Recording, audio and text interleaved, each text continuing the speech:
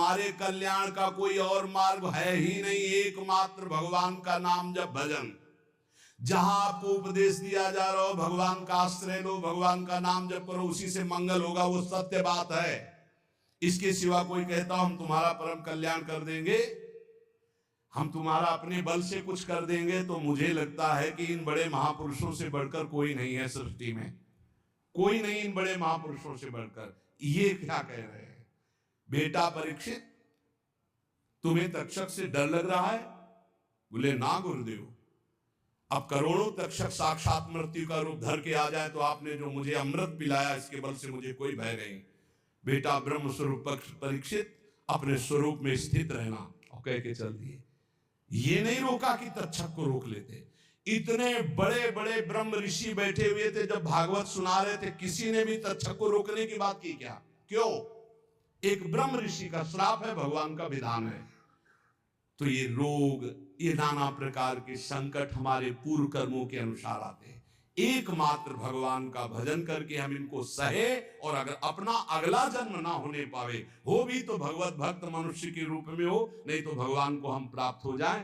कोई भी दम्भ नाटक काम नहीं करता, ध्यान रखना।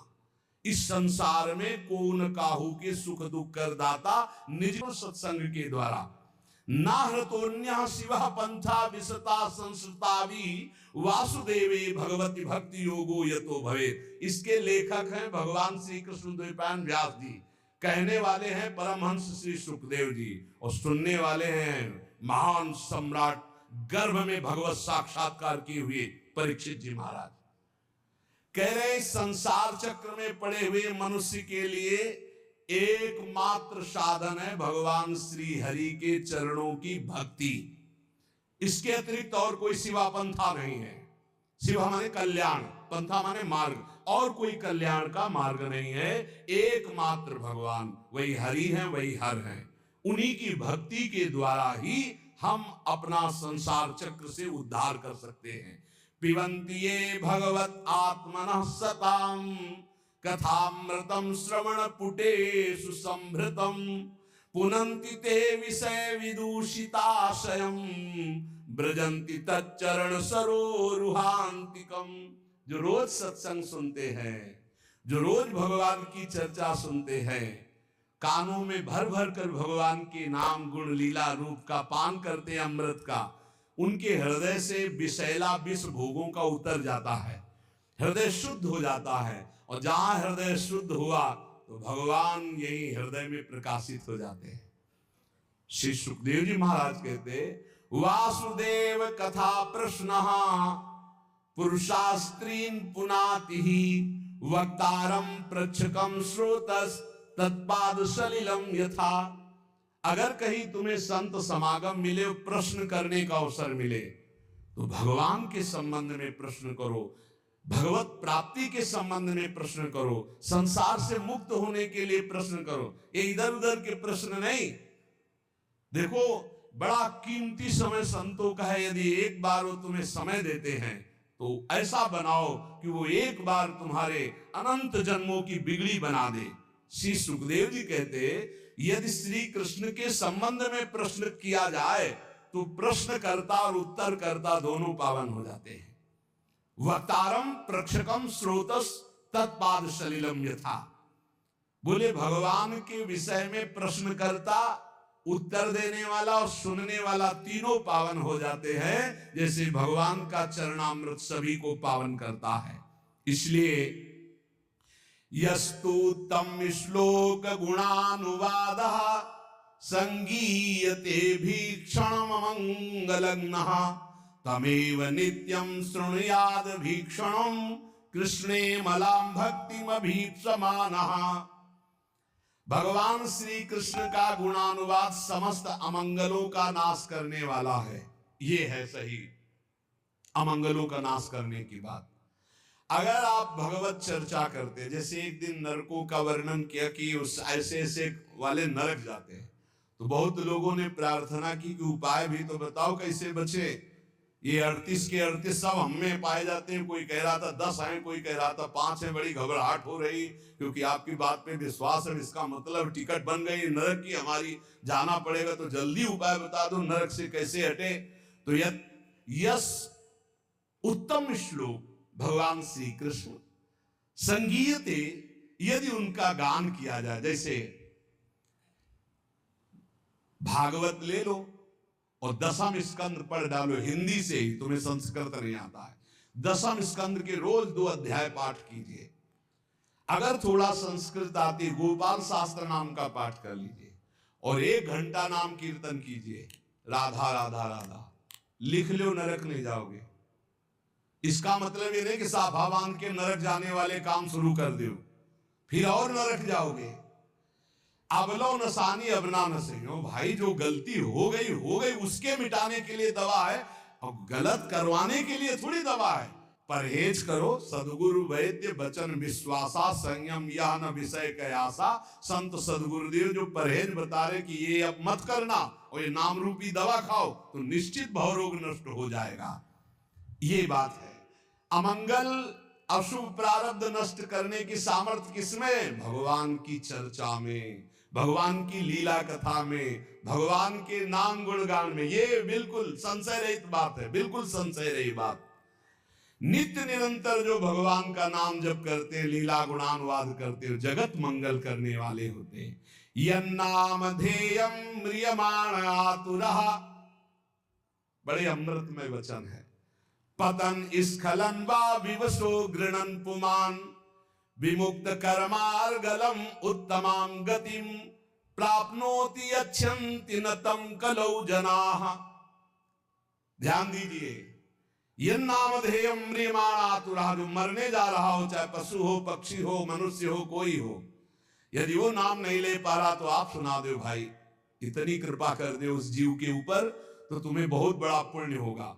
मरणासन पुरुष को नाम सुनाने के बराबर त्रिभुवन में कोई भी पुण्य नहीं है, इससे बड़ा कोई पुण्य। जैसे कोई पशु पक्षी मरने जा रहा, नजदीक जाके राम कृष्ण हरि राधा राधा राधा सुना दिया, अब वो मरने जा रहा, घंटा 2 घंटा 4 घंटा 10 घंटा में भी मरेगा तो अब उससे कोई पाप होने वाला नहीं, वो भगवान को प्राप्त होगा, क्योंकि नाम कथन और श्रवण का एक ही फल होता है।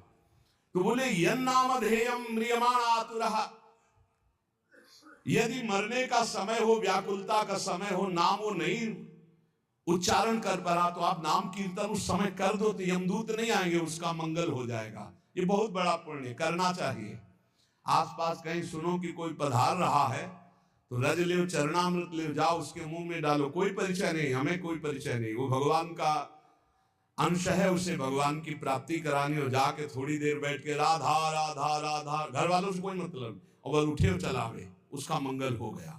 कोई पशु पक्षी मर रहा हो, अंतिम समय भगवान नाम सुना दे, यन्नामधेयं म्रियमाण, मरने के समय घंटे 2 घंटे 10 घंटे तक जो बेशुद्ध हो रहा है, अब उससे कोई पाप कर्म करने वाला नहीं, वो आखिरी समय ही माना जाएगा और उसको नाम सुना दिया जाए, उसका मंगल हो जाएगा। कोई बड़ी आतुरता में या गिरते समय या फिसलते समय या विवश होकर उच्चारण कर ले राधा राधा हरि हरि, तो कहते सारे कर्म बंधन उसके नष्ट हो जाते हैं। विमुक्त कर्मार्गलम उत्तमां गतिम, वो उत्तम भगवत गति को प्राप्त हो जाएगा। पर हाय रे कलयुग, कितना चिल्ला चिल्ला के कहा जा रहा है, फिर भी लोगों की नाम में रति नहीं हो रही, नाम आराधना से विमुख हो रहे, भगवत आराधना से विमुख हो रहे। पुंसाम कलिकृतान दोषान द्रव्य देशात्म संभवान, सर्वान हरति चित्तस्थो भगवान पुरुषोत्तमः। कलयुग में बड़े दोष हैं। जब परीक्षित जैसे महाभागवत की बुद्धि खराब कर दी और मरे हुए सर्प को उठा करके ध्यानस्थ ऋषि के गले में डाल दिया, तो सोचो और किसकी बुद्धि बख्शेगा। यदि नाम चल रहा, नाम पहारू दिवस निशी, रात दिन नाम का पहरा है, तो कलयुग के अभद्र प्रवेश नहीं करेंगे। ये वाणी जी हमारी कह रही। बोले जिते विनायक शुभ अशुभ विघ्न करे नहीं कोई, विघ्न करे नहीं कोई, डरे कलिकाल कष्ट भय, डरे कलिकाल कष्ट भय, हरे सकल संताप हरसि हरिनाम जपत जय। यदि नाम चल रहा तो कलयुग का कोई प्रभाव नहीं होगा। कलयुग के बहुत दोष हैं, ये हर वस्तु को दूषित कर रहा है, हर विचार को दूषित कर रहा है। सब दोषों का मूल अंतःकरण का अपवित्र हो जाना है। परंतु सर्वान हरति चित्तस्थो भगवान पुरुषोत्तमः, जब कोई नाम जब करने लगता है तो भगवान हृदय में बैठकर कलयुग के सारे दोषों का नाश कर देते हैं। इसलिए श्रुता संकीर्तितो ध्यातः पूजितश्चा दृढ़तोऽपि वा नृणाम धुनोति भगवान हृदस्थो जन्मायुता अशुभम। जो भगवान के गुणों का, भगवान की रूप की महिमा का, लीला का, नाम का, धाम का कीर्तन करता है, गायन करता है, श्रवण करता है, भगवान की सेवा करता है, भगवान उसके हृदय में विराजमान होकर प्रकट, और एक दो जन्म के पापों की बात क्या, हजारों जन्मों के पापों के ढेर भस्म कर देते हैं। यथा हेम निष्ठितो वह्निर दुर्वर्णम हंति धातुजम एवमात्मगतो विष्णु योगिनाम अशुभाशयम। जैसे सोने को अग्नि में डाल दो तो उसका मल नष्ट हो जाता, चमकने लगता है, ऐसे ही भगवान साधकों के हृदय में जब सुमिरन किया जाता है निरंतर, तो भगवान हृदय में प्रकाशित होकर अविद्या को भस्म कर देते हैं, अशुभों को भस्म कर देते, दिव्य ज्ञान प्रकाशित हो जाता है। नाम जप, लीला कथन, लीला श्रवण, ये बहुत जोर की बात है। विद्या तपः प्राण निरोध मैत्री तीर्थाभिषेक व्रत दान जप्यै नात्यंत शुद्धिम लभतेन्तरात्मा यथा हृदिस्ते भगवन्त्यनन्ते। विद्या, तपस्या, प्राणायाम, समस्त प्राणियों के प्रति मित्र भाव, तीर्थ स्नान, व्रत दान और भी साधन, ये अंतःकरण को पवित्र करने वाले हैं, पर वैसी शुद्धि नहीं होती जैसी भगवान के स्मरण से होती है। इसीलिए कहते नाम जप करो, क्योंकि नाम जप स्मरण से भगवान हृदय में प्रकाशित होते हैं। तो जहां भगवान हृदय में प्रकाशित होती, जैसे सूर्योदय होने पर अंधकार खत्म, ऐसे भगवान के प्रकाशित होने पर अज्ञान नष्ट हो जाता है। मृत्यु नजदीक है। म्रियमाणैरविध्येयो भगवान परमेश्वरः आत्मभावम नयत्यंगो सर्वात्मा सर्व संश्रयः।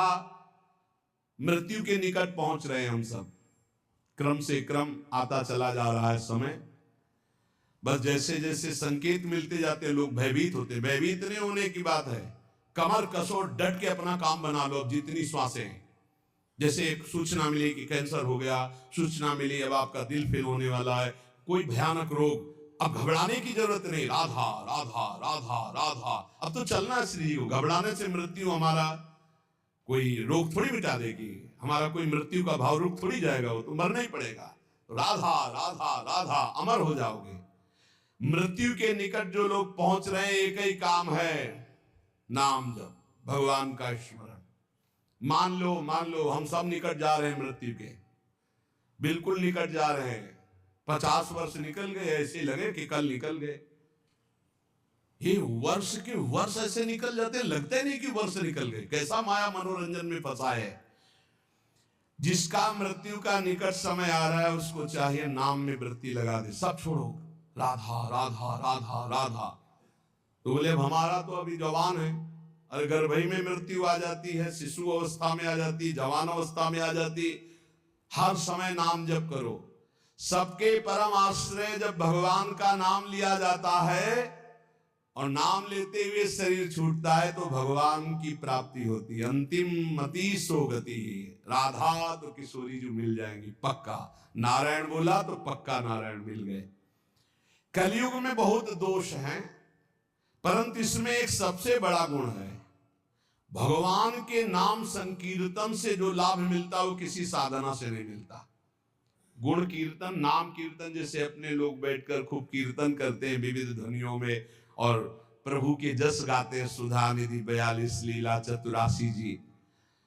सतयुग में ध्यान करने से, त्रेता में बड़े बड़े यज्ञों से द्वापर में विधि पूर्वक पूजा सेवा से जो फल मिलता था, कलयुग में केवल नाम कीर्तन से, नाम जप से प्राप्त हो जाता है। कलयुग का विशेष कृपा प्रसाद है। संसार सिंधु मति दुस्तर मुत्तीर्षोर नान्यः प्लवो भगवता पुरुषोत्तमस्य लीला कथा रस निषेवण मंतरेण पुंसो भवेद विविध दुख दवार्दितस्य। जो लोग सहज में सरलता पूर्वक इस संसार समुद्र से मुक्त होना चाहते हैं, भगवान सुखदेव जी कह रहे हैं, जो लोग अनेक प्रकार के पाप कर्म कर चुके हैं और उस दुख दावानल से दग्ध होने वाले हैं, उनको बचना है तो एक उपाय है, भगवान का नाम जप करो, भगवान की लीला कथा सुनो। लीला कथा रस निषेवण मंतरेण, भगवान की लीला कथा सुनने के सिवा, नाम जप के सिवा और कोई सहारा नहीं इस कलयुग में। सब साधन चौपट कर देता है कलयुग। एकमात्र परम पवित्र नाम और भगवान की लीला कथा, इसी से सब प्राप्त कर लो, सहज सरल भाव से भगवान की प्राप्ति। उपासक को चाहिए कि सत्य भावना से ही भगवान की प्राप्ति होती है, इसलिए असत भावना का त्याग कर दे। जब कोई अधर्माचरण करके धन कमाता है तो ये 15 दोष बिना मोल के उसके पास आ जाते हैं। धर्म से धन कमाने पर और अधर्म से धन कमाने पर अंतर है। जब अधर्म से, भगवान सत्य से प्राप्त होते हैं, जब अधर्म से आप धन कमाते हैं तो देख लेना ये 15 दोष आ जाएंगे। यहां वर्णन है, स्तेयम हिंसा नृतम दंभा कामः क्रोधा स्मयो मदः भेदो वैरम अविश्वासा संस्पर्धा व्यसनानि च एते पंचदशानर्था अर्थमूला मता नृणाम तस्मादनर्थमर्थाख्यम श्रेयोर्थी दूरस्त्यजेत। ये 15 पापाचरण उसके अंदर आ जाते हैं जो पाप से धन कमाता है, अधर्माचरण से। बोले घूस ले लिया, निर्दोष को दंड दिला दिया, दोषी को मुक्त करा दिया, या छीन झपट करके चोरी कर लिया, कई तरह से अपराध प्रवृत्तियों से, अधर्माचरण से, छल कपट से। तो सुन लो, ये 15 पापाचरण उसके अंदर आ जाते हैं, 15 पाप कराने वाले हैं। पहला आता है, उसमें चोरी का स्वभाव आ जाएगा, चाहे वो कर चोरी समझो, सरकार के कर की चोरी भी तो होती है, चोरी का स्वभाव आ जाएगा। जैसे कोई कहे बड़े ईमानदार हैं हम तो कोई चोरी नहीं करते, तो भैया देख लो, जब अधर्म से धन कमाओगे तो इतनी प्रीता होगी कि सरकार को कर देने की हिम्मत नहीं पड़ेगी। विविध प्रकार से आप कर चोरी करेंगे। कर चोरी करना भी पाप है, क्योंकि वो राजकर है। यदि उसको धर्म में आप लगा रहे हैं बात अलग है, नहीं तो उसको सरकार को दो, क्योंकि सारी व्यवस्थाएं हैं। कर चोरी को भी चोरी भी कहते हैं। हमें लगता है अगर ना दो तो तुम पकड़े भी जाओगे, बंदी भी बना दो, तुम्हारा धन भी जब्त हो जाएगा ना। तो चोरी अधर्म से धन कमाए पर, अब देखो जो बेचारे सरकारी नौकरी करते हैं तो उनको कटवाने की जरूरत नहीं हो, तो सरकार कर काट के अपने आप ही देती है। जहां अधर्म का धन कमाया जाएगा उसमें कर नहीं दे सकते, फिर वो अधर्म आचरण पाप कराएगा। पहला है चोरी, स्तेयम।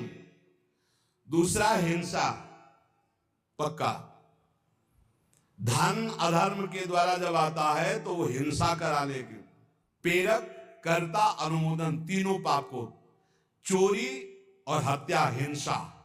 जहां अधर्म का धन आएगा वहां शुरू। और झूठ बोलना तीसरा। चौथा दंभ करना। पांचवा काम भोग, काम भोग, रुपये के बल से बेविचार करना, यह आ जाएगा अधर्म के धन से।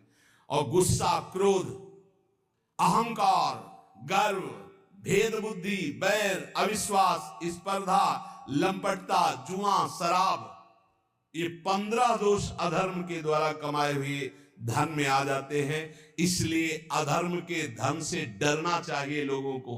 अगर अधर्म का धन स्वीकार किया तो बुद्धि भ्रष्ट करके महान पापाचरण कराने लगता है, तो बुद्धि भ्रष्ट करके महान पापाचरण कराने लगता है। ये शरीर अधर्म के धन से पोषण करने के लिए नहीं मिला। इसमें है क्या? देह स्थिमांसि रुदिरे भिमतिम त्यजत्वम जाया सुतादिषु सदा ममताम विमुंच पश्यानिशं जगदिदं क्षणभंग निष्ठम वैराग्य राग रसिको भव भक्ति निष्ठा धर्मं भजस्व सततं त्यज लोक धर्मान् सेवस्व साधु पुरुषान् जहि काम तृष्णाम् अन्यस्य दोष गुण चिंतनमासु मुक्त्वा सेवा कथा रसमहो नितराम पिबत्वम। भाई, शरीर पोषण के लिए धर्माचरण मत करो। इस शरीर कोई खास वस्तु नहीं है। ये शरीर हड्डी मांस और रुधिर का पिंड है। इसे आप अपना स्वरूप मानना छोड़ दें। ये आपका स्वरूप नहीं है। स्त्री पुत्र आदि किए भी कर्म भोग के अनुसार आए हुए हैं, चले जाएंगे, तुम्हारे नहीं हैं। इनको अपना ना माने। इस संसार को रात दिन क्षण भंगुर देखें। यहां कोई वस्तु स्थायी नहीं है, सब नाशवान है। एकमात्र वैराग्य रस के रसिक होकर भगवान की भक्ति में लगे रहे। हर समय भजन में रहो। हर समय कभी भी कोई भी घटना घट सकती है। भगवत स्मरण है तो भगवान को प्राप्त होगे। कह रहे हैं सबसे बड़ा धर्म है भगवान का भजन करना। धर्मम भजस्व सततम त्यज लोक धर्मान। इन लोक धर्मों का त्याग करो, भागवत धर्म में आओ। भागवत धर्म से प्रेम धर्म की यात्रा करो। निरंतर भजन करना ही सबसे बड़ा धर्म है। और ये भजन साधुजनों के संग से होता है, उनकी सेवा से होता है। तो साधुजनों की सेवा करो, संतों का संग करो, तो भगवत भजन होगा। भोगों की लालसा फटकने मत दो, नहीं तो संतों का संग छूट जाएगा। पापाचरण करने वाला फिर संत संग में अरुचि हो जाती है। एक बहुत भगवत सेवा किए तो उसका फल हुआ कि उनको साधु संग मिला। जब साधु संग मिला तो एकदम टूट पड़े साधु संग में, साधु सेवा में। फिर एक दिन कहा हमारा तो सब कुछ छूट गया। हम क्लब जाते थे, हम ये करते थे, वो करते थे। वो हमारे दोस्त कहते हैं कि इतना नहीं होना चाहिए, नहीं तो फिर गड़बड़ हो जाता है। अब दोस्तों के संग का रंग चढ़ा कि जहां 63 पे आ गए थे वहां 36 पे पहुंच गए। 36 में समझते हैं उल्टा, 63 में सन्मुख, 3 सन्मुख, और 36 में पीठ, उल्टा हो गए, बिल्कुल उल्टा हो गए। अच्छा, उल्टा जब बुद्धि हो जाती है उनको समझाओ, तब उनको दोस्तों की बात पुष्ट लगेगी कि देखा ना वो कह रहे थे, देखो फंसा रहे थे ना। अब हम थोड़ा हटने की कोशिश की ना तो देखो मीठे मीठे वचन बोलने लगे। माया ऐसे फंसाती है कि आप समझा भी नहीं सकते। समझाने की सोचो तो दिमाग में तत्काल भागवतिक प्रेरणा आ जाती है कि समझेगा कि स्वार्थवश बोल रहा है, क्योंकि उसकी बुद्धि भ्रष्ट है। आरत अधिकारी जब पावे गूढ़ो तत्व न साधु, आप समझा भी नहीं सकते। साधु जनों की सेवा से ही परम भागवत धर्म भजन होता है। साधु जनों की आज्ञा में रहने से ही भजन होता है। पर जहि काम तृष्णाम, ये काम भोग और भोगे हुए भोग को पुनः भोगने की इच्छा ये संत संग से दूर कर देती। इसे लिख लो, जय काम तृष्णाम। अगर कामना और तृष्णा का त्याग कर साधु संग नहीं करोगे तो साधु संग टिकेगा नहीं। थोड़े दिन के बाद रंग दूसरा बदल जाएगा, क्योंकि कुसंग में बहुत संग गया है आपका और सत्संग में तो थोड़ा ही गया है। बहुत चमत्कार है कुसंग का, सत्संग से भी ज्यादा। इसलिए कि कुसंग से बहुत जन्म हो गए संग करते हुए, और सत्संग तो अभी कुछ क्षण हुआ। जहां कुसंग मिला तो लगता है कि हाँ, एक बार हमारे सामने कह दिया कि शराब नहीं पिएंगे, अगर शराब पी लिए तो दोबारा हमारे सामने खड़े होने लायक नहीं रहोगे। तुम्हारा मन तुमको इतने दूर हटा देगा कि तुम सामने नहीं आओगे, और आओगे भी तो ऐसे होगा। ऐसे नहीं हो सकते। तुम्हारा हृदय नहीं कहेगा कि मैं आंख मिलाऊं, तुम्हारा हृदय नहीं कहेगा कि मैं सेवा करूं, तुम्हारा हृदय नहीं कहेगा कि मैं सम्मिलित हो जाऊं आपकी सभा में। मान लीजिएगा, बहुत बढ़िया अवसर है। एक बार यदि छोड़ दिया तो दोबारा ऐसे दुष्टों का संग मत करना जो अपनी मित्रता की कसम खिला करके आपको धर्म भ्रष्ट करते हैं। वो मित्र नहीं, वो शत्रु हैं। सच्ची ऐसे देखते देखते माया कैसे भ्रष्ट करती हुई दिखाई देता है। इसलिए साधुजनों का संग करो, पर जहि काम तृष्णाम, काम भोग और भोगे हुए भोगों की तृष्णा का त्याग करके, क्योंकि भोगों की लालसा ये साधु सेवा में नहीं टिकने देती। दूसरों के गुण दोषों का चिंतन मत करो, अन्नस्य दोष गुण चिंतन मास मुक्त्वा, प्रभु की सेवा और प्रभु की लीला कथा सुनो और खूब नाम जप करो। कैसे जाना जाए कि इसे भगवत प्राप्ति हो गई? कई बार चर्चा हुई, आज सिद्ध महर्षियों के वचन हैं। ये भगवत प्राप्त हो गया है, उसकी पहचान क्या है? कह रहे यह स्यादे कायेन लीनस्तूष्णीं किंचदच्चिन्तयन् पूर्वं पूर्वं परित्यज्य सातीर्णो भव बंधनात् सर्वमित्रा सर्वसः समे रक्तो जितेन्द्रियः व्यपेत भयं मन्युश्च आत्मवान् मुच्यते नरः आत्मवत् सर्वभूतेषु यश्चरे नियता शुचिः अमानी निरभिमानः सर्वतो मुक्त एव सः जीवितं मरणं चोभे सुख दुखे तथैव च लाभालाभे प्रियद्वेषे या समास च मुच्येत। जो स्थूल शरीर और सूक्ष्म शरीर दोनों का त्याग कर चुका है, ना स्थूल शरीर की क्रियाओं से मतलब है, न सूक्ष्म शरीर के चिंतन से मतलब है। बहुत ऊंची स्थिति है। कोई संकल्प विकल्प नहीं, हर समय अलग रहता है स्थूल और सूक्ष्म से। एकमात्र परमात्म स्थिति में वो संसार बंधन से मुक्त हो चुका भगवत प्राप्त महात्मा है। कैसे जानोगे? प्रगट में, क्योंकि अंतर की स्थिति है, इसलिए बिना भगवत प्राप्त हुए भगवत प्राप्त महात्मा को नहीं जाना जा सकता। दूसरा, जिसका व्यवहार तो सबके प्रति मित्रवत होता है, पर होता किसी का नहीं है। मित्र किसी का नहीं होता हो, मित्रवत व्यवहार होता है। या वो आत्मस्वरूप अपने आप को सब जगह देखता है, या अपने भगवान को सब जगह देखता है। बाहरी सांसारिक मित्रता नहीं होती। जो भारी से भारी कष्ट में भी मुस्कुरा कर रहता है, सह लेता है, शांत रहता है, ये भगवत प्राप्त महात्मा के लक्षण है। सबसे मित्रता का व्यवहार पर कोई मित्र नहीं है। सब कुछ सह लेगा, चाहे जितना कष्ट आवे। ये भगवान की प्राप्ति की वृत्ति है। और उसका मन किसी भी भोग में जाता ही नहीं है। खान पान क्रियाएं सब ऐसे होंगी, लेकिन मन किसी भोग में नहीं जाता। वो सदैव अपने स्वरूप में रहता है, इंद्रियों में नहीं, भोगों में नहीं, मन में नहीं। किसी भी तरह से उसे क्रोध दिलाया जाए तो उससे क्रोध नहीं आएगा भगवत प्राप्त महात्मा को। ये भी पहचान भूलकर बैठोगे। सनकादि ब्रह्म प्राप्त है ना, सनकादि सनक सनंदन सनातन और डंडा लगा दिया, वेद लगा दिया जय विजय ने, तो गुस्सा आ गई ना, रोक दिए ना, तो गुस्सा आ गई, 3 जन्म का साथ दे दिया। क्या भगवत प्राप्त नहीं है? क्रोध की लीला होना और क्रोध आना अंतर है, ये बात समझना है।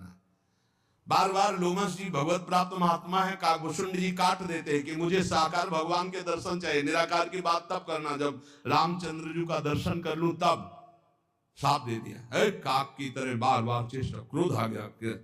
तो वो विचार करते हैं, द्वैत के बिना क्रोध कैसा, अगर द्वैत तो ज्ञान कैसा। क्रोध की लीला होना और क्रोध होने में अंतर है। कभी भगवत प्राप्त महात्मा में क्रोध नहीं आता। कैसा लीला और क्रोध का पहचान कैसे है? जैसे पानी में रकील खींचो, कितनी देर टिकेगी, खत्म। ऐसे महात्माओं का क्रोध होता है, वो लीला वाला। जो संसारिक पुरुष का होता है, वो 10 वर्ष बाद भी देखेगा तो जलन आ जाएगी कि वही है। और 5 मिनट बाद आप उनसे मिलो जो आपसे गुस्सा थे, पानी पानी एकदम, बिल्कुल कहीं क्रोध है ही नहीं। तो वो क्रोध की लीला थी, वो क्रोध नहीं, कोई द्वेष नहीं। तुम हृदय को जान ही नहीं सकते, हृदय को नहीं जान सकते जो भगवत प्राप्त महात्मा है। मनस्वी वो जीवन मुक्त कहा जाता है, जिसको किंचन मात्र क्रोध नहीं होता, किंचन मात्र किसी सबसे मित्रता पर मित्रता नहीं है। सबसे मित्रता है पर मित्रता नहीं है। सब कुछ सह लेता है, उसका मन किसी भोग में जाता ही नहीं, वो सदैव पवित्र रहता है। समस्त भूतों के प्रति अपने ही समान वर्ताव करता है। व्यवहार भूतों को मतलब प्राणियों को होता है, भूत मत समझ लेना। जिसमें अभिमान का लेस नहीं, गर्व का लेस नहीं, वो भगवत प्राप्त महात्मा होता है। जिसको जीने और मरने में समान भाव हो चुका है, सुख दुख में समान भाव हो चुका है, लाभ हानि में समान भाव हो चुका है, प्रिय अप्रिय में समान भाव हो चुका है, वही जीवन मुक्त महापुरुष है। जो सबके द्वारा किए गए तिरस्कार से भी दुखी नहीं होता और किसी का भी तिरस्कार नहीं करता। जो सुख दुख आदि द्वंद्वों से राग रहित है, वो सर्वथा जीवन मुक्त भगवत प्राप्त महात्मा है।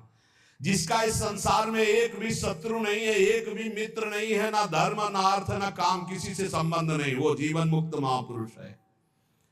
जो ना किसी नवीन भोग की आकांक्षा करता है, ना प्राप्त परिस्थिति से घृणा करता है, वो जीवन मुक्त महापुरुष होता है। जैसी परिस्थिति राजी है। जो धर्म और अधर्म दोनों से परे है, जो पूर्व संचित पापों के परिणाम स्वरूप शरीर का त्याग कर दिया है, शरीर रहते हुए भी, क्या स्थिति, जिसकी कोई भी वासना नहीं, जो पूर्णतया निष्काम हो चुका है, वो भगवत प्राप्त महात्मा माना गया है। जिसके हृदय में कभी किसी के प्रति दोष दृष्टि नहीं होती, जो अनित्य जन्म मृत्यु को देखता रहता है, जन्म भी अनित्य है, मृत्यु भी अनित्य है, और जरा आदि दोष भी अनित्य है, वो भगवत प्राप्त महात्मा है। इसलिए भगवत प्राप्ति के लिए जोर कसो, खूब नाम जप करो, भगवत चरित्र सुनो और डर हटा दो। कोई डर तुम्हारे अंदर नहीं रहेगा यदि नाम रूपी अंगरक्षक हमारे पास है, हर समय नाम।